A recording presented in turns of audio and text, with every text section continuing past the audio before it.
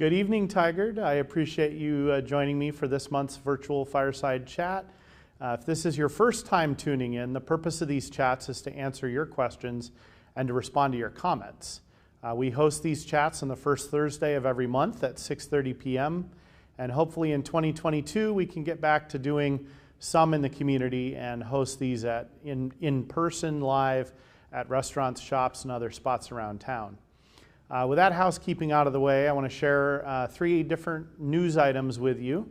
And while I'm doing this, please drop your questions and comments in the chat. This is always best as an interactive session. So we're streaming via multiple formats tonight. And we've got staff that are monitoring YouTube and Facebook and all the various Twitter, the ways that we're streaming tonight.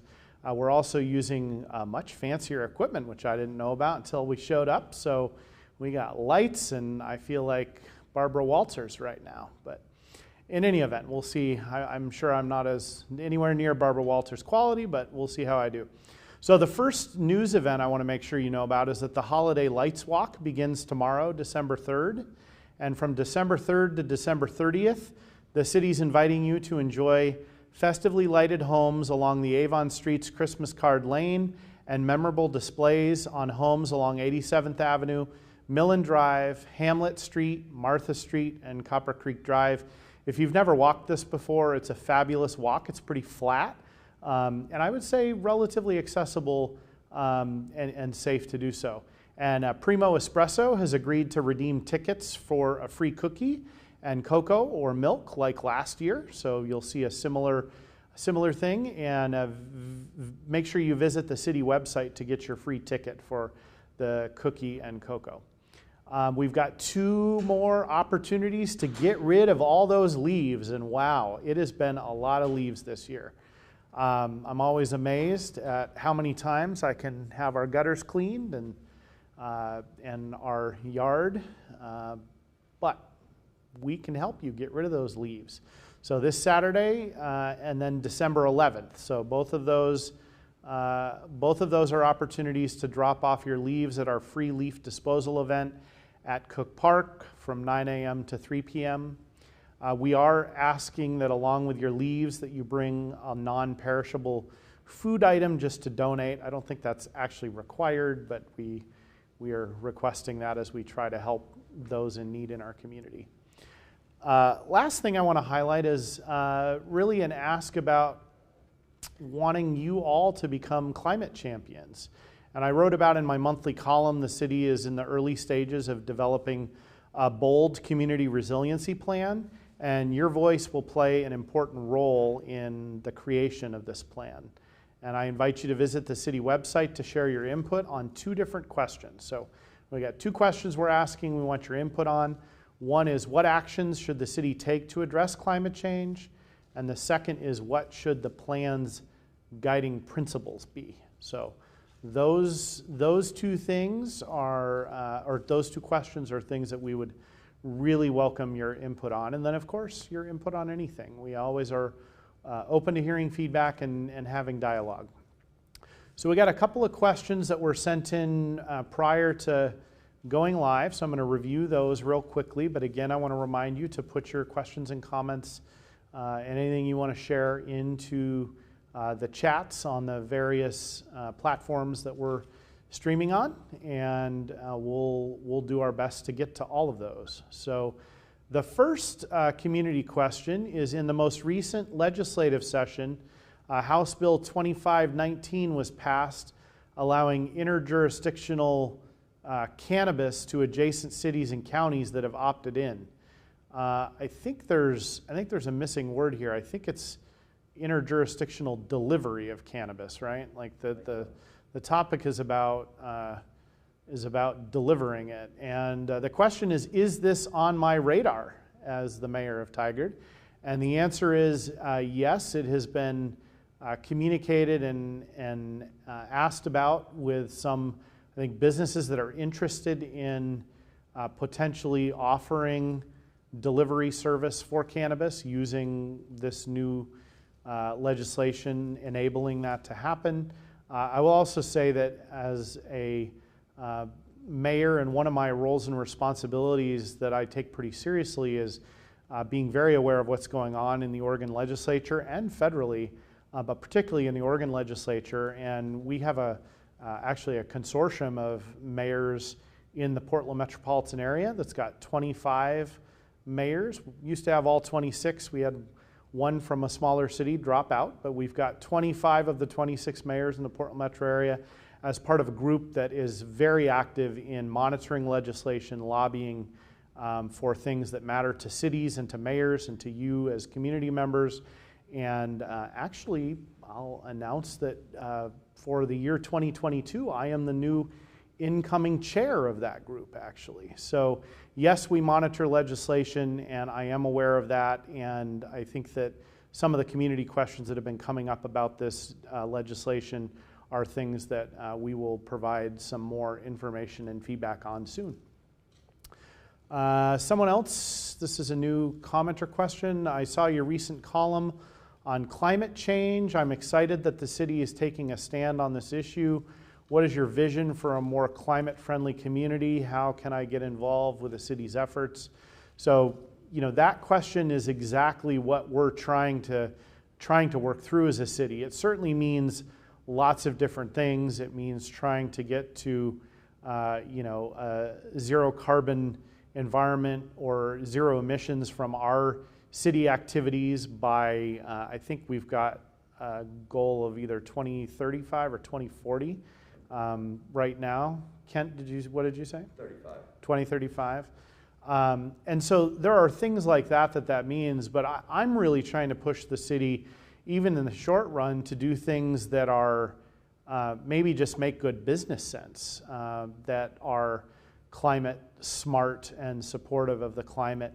Our fleet is one that I'm really questioning and pushing our city leaders to look at very hard, because there are so many, what I would say, high quality alternatives to internal combustion engines that have better performance than internal combustion engines and have the range that we need, even for law enforcement applications. So that's something specific that I've been pushing us to look at, because, frankly, private industry is doing that. And there are times when I think private industry leads the government sectors in innovation. And this is an area where I think cities and government entities want to be leading, but they just don't move as quickly as private industry. And that's a topic that, frankly, our whole council in particular, most members of our council have worked in private industry, and sometimes is a little frustrating. So I don't mind pushing our leadership team on that, and I have, and so has Councillor Shaw in particular. So I want to acknowledge that as well. Let's see, we had another comment or question. Just want to thank you for working on the Cook Park Inclusive Playground. Do you know what the timeline is for that project? So I know that it's in the design phase now, and a specific timeline and exactly when design would be completed and construction or installation would begin, I don't know specifically, but if you want to put your contact information in the chat, or Kent, if we got that from a member of the community via email, then it'd be great if you could get that information. And I think the city recorder or assistant deputy city recorder is listening to the chat tonight, and he can make sure that that you get a response to that. So let's see, Ben Bowman, congrats on being elected chair of the mayor's group. Very cool for Tigard. I think so. Ben, we'll have to see if you're successful in your bid to become the new state rep. You may be less excited about that because you'll be hearing from me with lots of needs throughout the metro area, but I'm glad you're excited about that. All right, what questions have been coming in the chat? Any? I'm getting a reminder that there is still time for you as community members to take and participate in the Cook Park survey around or asking about the inclusive park needs. So there is still an opportunity for that. I take it we can put the link to that in the various platforms so people can directly connect on that. Do we have some additional questions, Ken? Carol says, awesome. This is about the inclusive playground. Says, awesome. Please have plenty of swings for adults to enjoy at the inclusive playground that we're working on. Okay. So we can make sure that that feedback's included and appreciate that tip and suggestion. What else do we have? We have a question about, is the city hosting the holiday lighting downtown tomorrow? So I think we're participating in it. We're never the host typically of those events. We do participate, and actually tomorrow night, Council President Lube, in my absence, I'm also on the board of the Oregon Mayors Association, and they have a board meeting that was scheduled 3 months ago. And so when I committed to that before I knew the holiday tree lighting was going to be happening. So Council President Lube will be there with her family tomorrow night, I believe. And well, I know she'll be there. And looking forward to having her host on the city's behalf and on my behalf.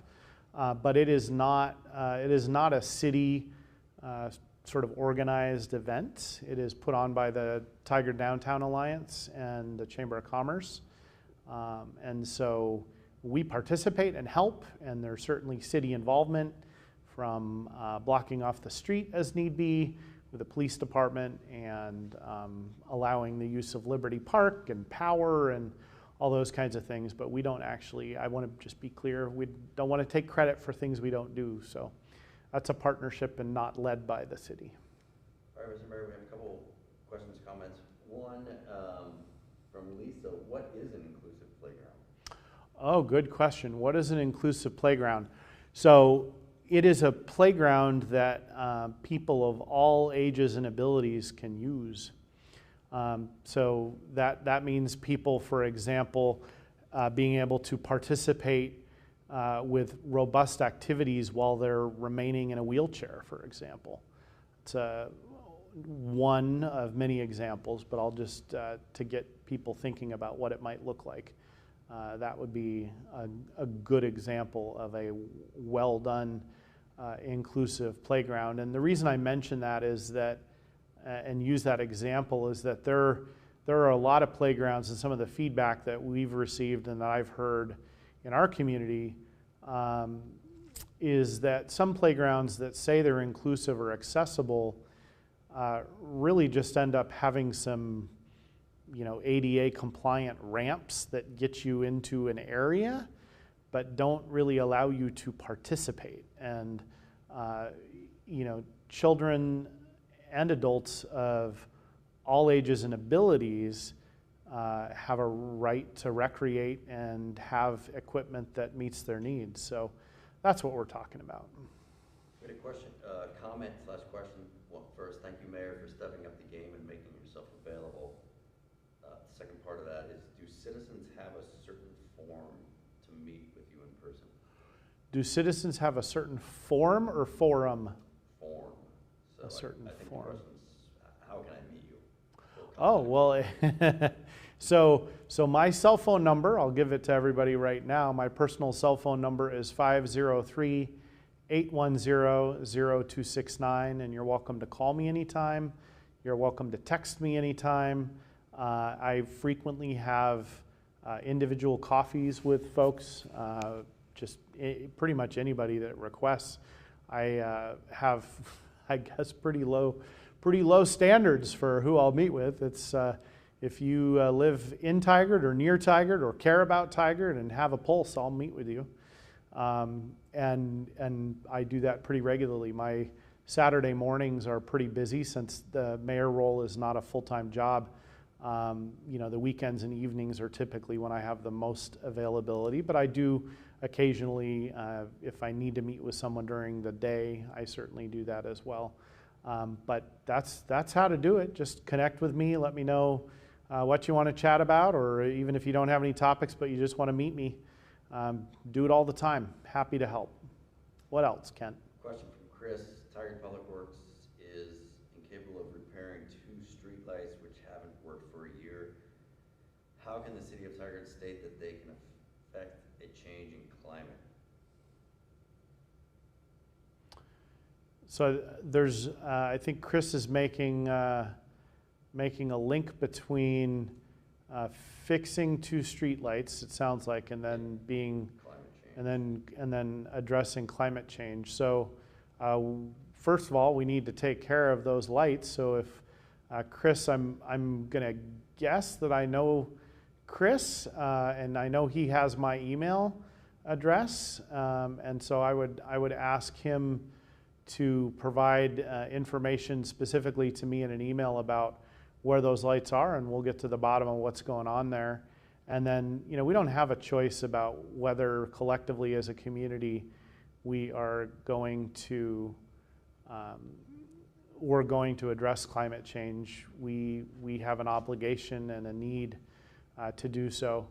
Going back to the streetlights just for a moment, I think most of those are actually owned and operated by PGE on a contract.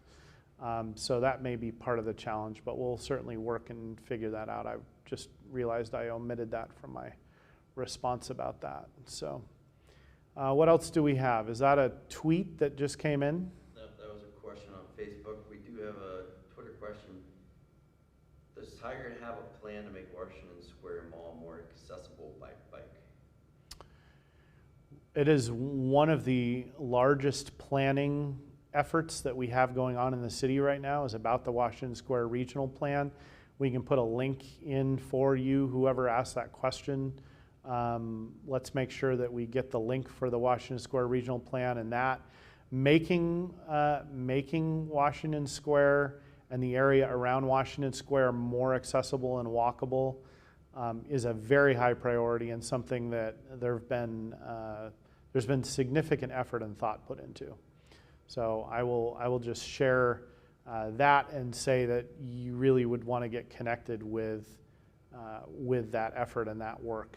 It's pretty exciting. We've been talking about, particularly just as an example, so this is not the only thing, but let me give you an example of work in that space, and it's really around Greenberg Road.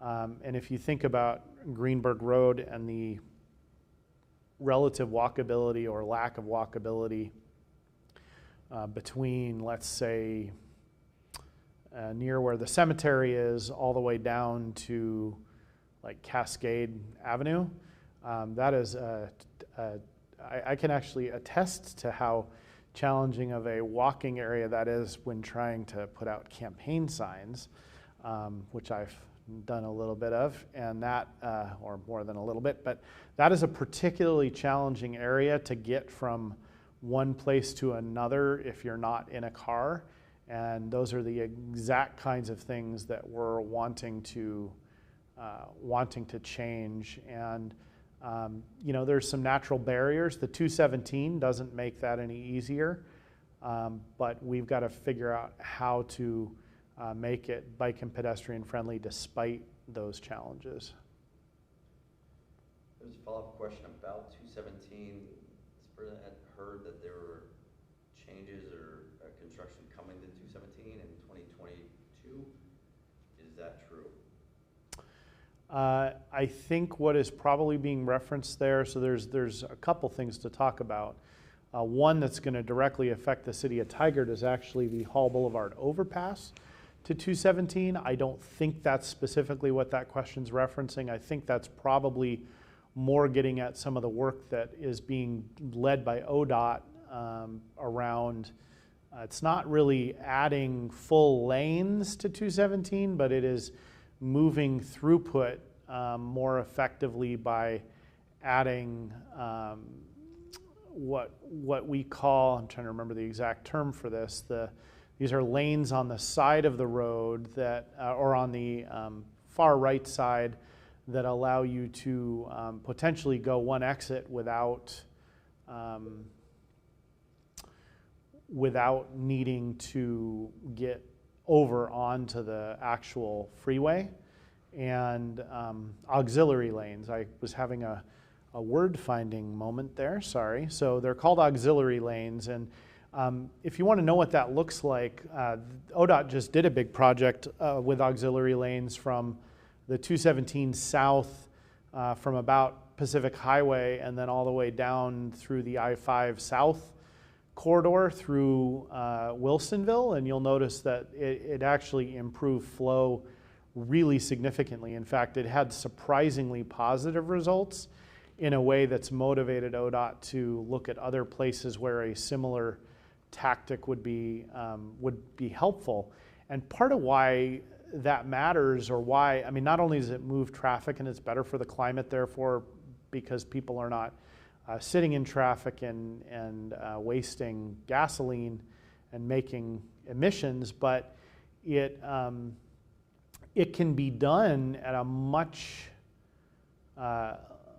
lower expense. And the reason that that's the case is that the auxiliary lane construction does not typically take up a wider footprint than the current freeway does now. And so it's rather than acquiring more land, building more stuff, etc., it is much more about using the space that's already in the right of way and building better infrastructure. So staff, you're kind of making me dizzy with the screen, but and the new setup here. But you had a question there. What is the city doing to prepare for the new COVID variant? I think I think the only thing I would say the new variant is changing for us right now is reevaluating what this means for, and particularly seeing how things play out in the next few weeks. We had planned to be, fully reopened in person in early January, and I think the new variant is going to at least cause a reevaluation of that, particularly from when we're talking about vaccine effectiveness, et cetera, and whether that's still the right thing to do in the right way. We also plan to start in-person or hybrid city council meetings that are in-person and potentially virtual starting in January as well. And we had a practice hybrid meeting on Tuesday night, which was pretty interesting in the room I'm sitting in now. Quite challenging I think managing a hybrid meeting is going to be more challenging than a virtual meeting, and more challenging certainly than an in-person only meeting. So we'll see how that goes. But reevaluating all of those plans, I think, is probably the biggest thing. And then it also just reminds us that we need to try to keep people vigilant about mask wearing indoors and trying to be continuing to be vigilant while people are exhausted of COVID at this point. And so that's what I think we're doing. I'm not aware of any other major changes that are planned based on the new variant. But COVID has also caused us to reevaluate and change lots of things over time. So I don't want to indicate that that's how it's going to be, because in a week we may know a lot more and know that the new variant is much more infectious and not protected well with the vaccine, and that will make things really need to be reevaluated. We had a comment from somebody who asked a question earlier. I appreciate our mayor to share his cell phone number. I'm fairly hearing impaired while paying attention to this broadcast. I was not able to write it down. I would appreciate a personal message on how to reach out to him. All right, I'm sure you can do that right now. And staff, if you don't remember my cell phone number, it's for whoever's going to reply. It's 503-810-0269. And I appreciate you being bold enough to outreach and tell us that you, even though I'd shared it, that it did not make it in a way that met your needs. So we're all about meeting you where you need us to be. And so that's a good example of how we can promote accessibility and help everyone and meet them where they are. What other kinds of questions do we have rolling in? We got a comment from Ben Bowman who says, I can handle it. Oh, Ben Bowman can handle the heat when the mayor's consortium comes for something in Salem. Apparently. All right, well, we've got a fairly bold agenda, so we'll see how that goes, Mr. Bowman. I'll send it to you now so you can start studying up and writing bills. And maybe, I mean, I'm thinking maybe hitting some easy ones like property tax reform. Can you get on that one, please? Maybe just make it happen. I'd appreciate that, along with the rest of the city. What else do we have? We are caught up right now. We're caught up, Tigert, at 6:55. You've only hit me for 25 minutes. I got a lot more in me. Bring it on. What are your questions or thoughts?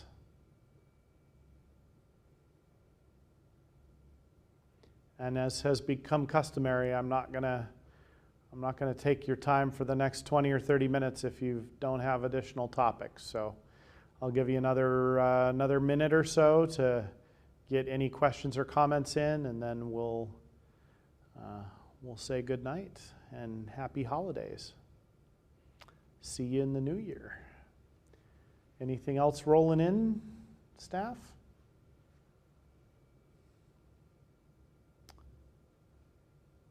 I know there's a little bit of a delay here, so we'll give it another few moments, but we had one question come in about the Opportunity Cafe and when that opened and if that's supported by the city or if that's a private. yeah, so the Opportunity Cafe opened I think it was a week ago Monday. Yes, it is, the space is supported by the city. It's in city space in the library. And we're not subsidizing we're not providing any additional support besides the space, I don't believe. But we do have the entrepreneur who's using the space is connected with Microenterprise Solutions of Oregon, who is a community development financial institution, and they have been coaching and helping and doing business mentoring and support, and I think also providing small loans for the equipment, et cetera, that the entrepreneur needs. And then over time, what happens and the way it's set up is that eventually the rent does start to be an impact, and when that happens, then it's sort of a sign that it's time for the entrepreneur to find, now that they've built the beginning of their business, to relocate to a more retail type of location. And so then we can bring in a new entrepreneur and start the process all over again. That's the idea. Mr. Mayor, Maxine sent a question in by email. Will Tigert have free lead household tap testing available? So that's a very specific question that we can get to our water team. So Deputy City Recorder, please take that question, and Maxine, please provide your contact information. I believe the answer to that is yes, and I think we already provide it if you ask. And I know the city is actively monitoring a number of that, like for water quality reasons, they actually monitor particular homes that are most at risk and use that as an indicator of when there may become a problem. And I don't know a ton of detail beyond what I just shared, but I do know that there's a monitoring program that the city does participate in, and I think that if you make a request, at a minimum, you'll at least get tested once and perhaps be evaluated as to whether you would be a suitable or an appropriate sort of early warning testing location for the city to maintain and monitor. Mr. Mayor, we had a question from somebody from Tigert High School. You may or may not know this, but a student at Tigert High School walked out of the building yesterday to protest. I am aware of that. My junior in high school walked out with that group of students, so I'm quite familiar and had a pretty robust discussion with him. So what's the question? The question is, the student walked out to protest a racist video that popped up on social media over the holiday weekend. What are your thoughts about the walkout and racism in our community? Well, racism has no place in our community. So that's an easy thing to answer and address.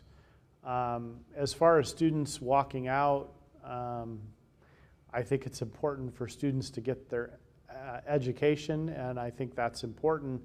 I also think it's important for students to know and be learning how to be advocates and act as adults, or learning to become adults, and doing social action like that is something that is, when used appropriately and targeted, is I think a very appropriate and worthy activity, and this seemed appropriate to me. I think the primary concern that I understood is that the school district leaders or the school leaders, I should preface that by saying I believe it was the school leaders in particular, there was concern from the students that the situation was not taken seriously enough and acted upon seriously enough. And I think it's appropriate when large quantities of students, I think it was more than 500 students at the high school, feel that way, that it's important that they can take action. And hopefully School Board Chair Bowman is listening still and will hear. I'm assuming he knows about this already. But if he isn't or wasn't aware, he'll know now. And I think that can promote more dialogue. I hope it got the attention of the school leaders. And frankly, if the topic is racism and your 500 of the students in your student body don't think that you took enough action, you should probably pay attention to that. Get my attention. It did get my attention, and I'm not the school principal or a school leader. All right, what other questions do we have coming in? Julia just says, first time tuning into the Fireside Chat. Thank you, Mr. Mayor. Well, Julia, thank you. Appreciate the feedback, and just know that we are, you're looking at the most refined format or technology we've ever had, so they haven't always looked like this. They used to, especially at the beginning of COVID when we'd never done a virtual Fireside Chat, they were, it was like an iPad sitting up against a book. We've come a long way. Again, I feel like, there's multiple lights facing at my face, and I feel a little bit like I'm on 60 Minutes, but hopefully you can see better that way. I hope that's all for you, because it's not for me for sure. Do we have any further? Mr. Mayor, what is on your holiday wish list? Oh, on my holiday wish list. Oh boy. Honestly, I care the most about making sure that our entire community has what they need to be safe and have a place, a home.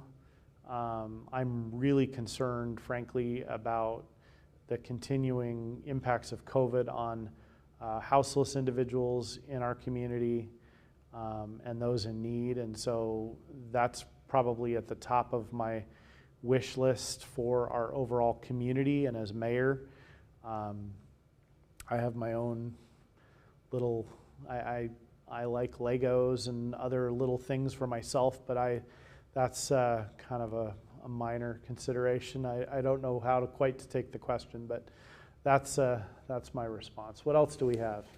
Mr. Mayor, I have detected speeding traffic and/or excessively loud vehicles on Southwest 121st Avenue near Summer Creek and Windmill Park. How should I respond to that? So the beginning of that was, I've noticed that. Is that what that was? And what should they do? Detected it. Oh, detected speeding traffic. Oh, I hope you have a radar gun or LiDAR or something. That sounds I like your word choice there. If you have concerns about speed and traffic, there is a specific way to report that to the traffic unit in the police department, and our staff can provide the link for that. Wherever that comment or question came from, please please respond back with the link to the reporting a traffic concern with the police department, traffic safety concern. You can also call the traffic sergeant. The sergeant's name is Lee Erickson. You could call him if you want to talk about the issue and report it. And they will do what they can based on where the area is. Sometimes it's harder or easier to enforce. And from a safety perspective for the officers on the motorcycles typically is how most of our traffic enforcement is done in Tigard. And there are areas, not typically on 121st, but like 99W is a particular safety challenge for our motor officers in many locations. So, he'll talk through those kinds of things, exactly where the concern is, what you're observing, when. So pay attention to the time of day of week, those kinds of things, because they certainly, from a resource perspective, won't be able to necessarily have someone out, 24/7 for 2 weeks. But if you notice its particular times of day or days of week, or just the general patterns, that'll be helpful. And then there's other things that can be done, like the speed trailer that just provides people feedback. That sometimes is effective. Sometimes just people don't realize how fast they're going, and when you see that pop up and it shows you're going 47 and a 30, you're like, that maybe I need to change my behavior. So those are some of the things that the traffic unit can organize and make happen.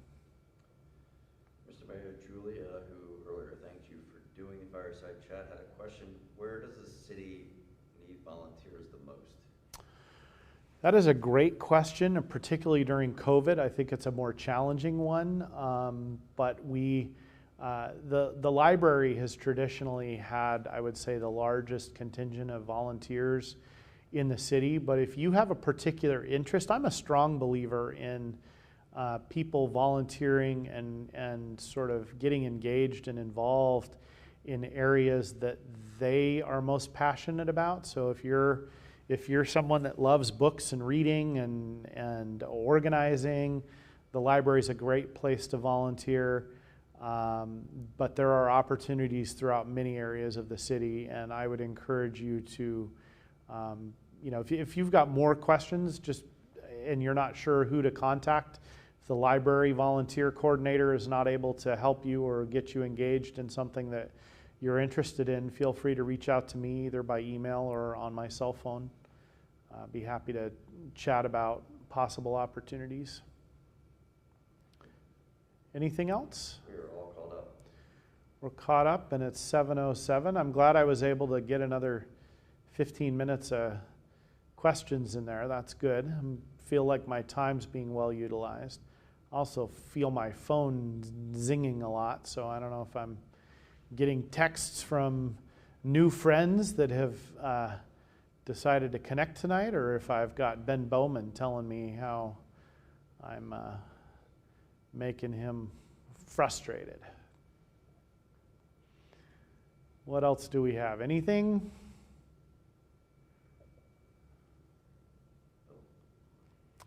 All right, Tigard, another 30 seconds. I'll give you the final warning here. We're checking Twitter, checking Facebook.